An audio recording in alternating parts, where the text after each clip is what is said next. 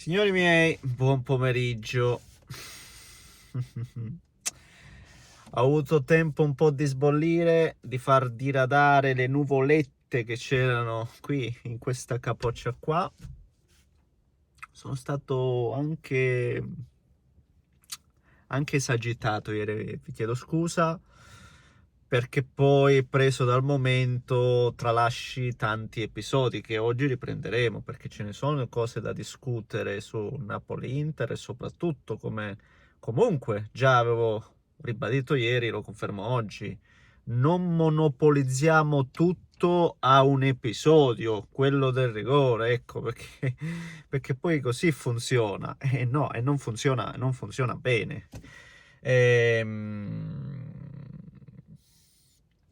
Un paio di cose prima da dirvi. Sono qua innanzitutto proprio perché cioè in macchina, perché sto aspettando Manila, che oggi mi aspetta una giornata in una tenuta vinicola, quindi ci diamo al dio Bacco, ecco.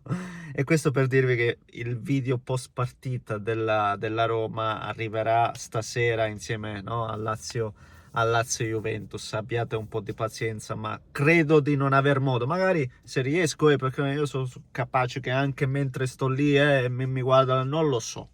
Però nel caso ci becchiamo stasera e recuperiamo tutto, ovviamente. E niente ragazzi, prima di partire come al solito, se volete lasciate un like, scrivete per seguire i prossimi contenuti, trovate tutti i profili in descrizione. Grazie per il supporto, grazie comunque per i messaggi, perché poi la maggior parte sono sempre di rispetto e reciproco, è ovvio che sia chiaro, e li apprezzo enormemente, al di là poi di qualche polemicuccia che ci sta sempre, ci mancherebbe altro. E la prima cosa che voglio fare appunto oggi, visto che ieri poi è passato in secondo piano, partire dai miei avversari, partire dal Napoli, che comunque ha fatto la sua partita. Napoli veniva da un momento di enorme difficoltà, veniva da una sconfitta abbastanza cocente, non solo quella, proprio da un andamento negativo, gol subiti, infortuni, problemi, e ha fatto quello che poteva fare il Napoli. Cioè, c'è poco da dire, poco da fare. Cercare di rimanere vivo nel primo tempo dopo le sfuriate dell'Inter, e, e poi fare quello che doveva fare nel secondo, colpendo alla prima occasione, colpendo quando ce n'era. Datemi un attimo quando saluto signor Mino Shash. Sì, salve. Stavo in registrazione. Stavo in registrazione per il video post partita del giorno dopo. A chi? Chi a chi? Vuoi salutare? Sta ancora soffrendo. Buongiorno Certo, a tutti. certo. Forza Napoli e 3 limoni. Ti sei fatto una limonata? Sei simpatico. Lo so, sei bello, tu non piangi. Grazie grazie. Non piangere. Questo siparietto lo potevamo Ciao evitare. giovani, alla prossima. Oh, grazie. Allora ci becchiamo. Grazie per Ci tutto. vediamo di... Un bacione. Allora, forza Inter. Allora, perdonatemi, va così. Allora, prima di partire, comunque, un attimo quando finisco, amore, e poi andiamo. Non vengo vacco. Ieri pensavo di averlo rotto ieri. Allora, dicevamo, il Napoli veniva da un momento difficile. Noi, infatti l'ho rimarcato anche ieri, Conte su una cosa non riesco per nulla a dargli torto, su tante altre, ma su quello no. Noi volevamo, l'Inter voleva e doveva, mi sento di dire anche doveva, perché capita tante volte che l'Inter ha queste occasioni dove comunque viene anche da un buon periodo e poi nel momento in cui c'è da fare quello step di conferma ulteriore viene un po' meno. Così abbiamo buttato in vacca anche la scorsa stagione, in realtà, o momenti chiavi della stessa, cioè quando c'è da fare quel qualcosa in più, anche vincere la partita di sofferenza. Pensa alla stessa sfida col Napoli, che arrivò il gol di Billing in un modo o nell'altro. Quando c'è da fare quel passetto in più, non ancora una volta ci riconfermiamo manchevoli. Invece il Napoli comunque, ribadisco, ieri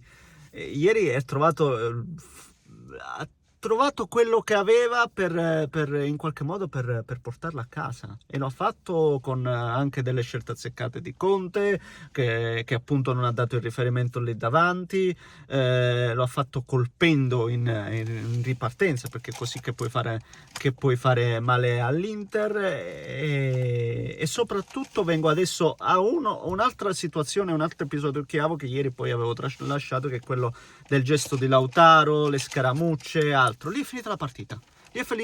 Al netto di chi abbia torto o ragione, a me questi gesti non piacciono mai. Io c'ho in testa sempre, possiamo fare un casino gentilmente. Io c'ho sempre in testa Zanetti, per esempio, non le ho mai visto fare ste robe. Non per andare contro a Lautaro, perché lo posso anche capire in un momento di cosa, magari c'erano dei conti aperti, non so cosa sia successo, quindi non sappiamo quello che è capitato realmente, non sappiamo nulla.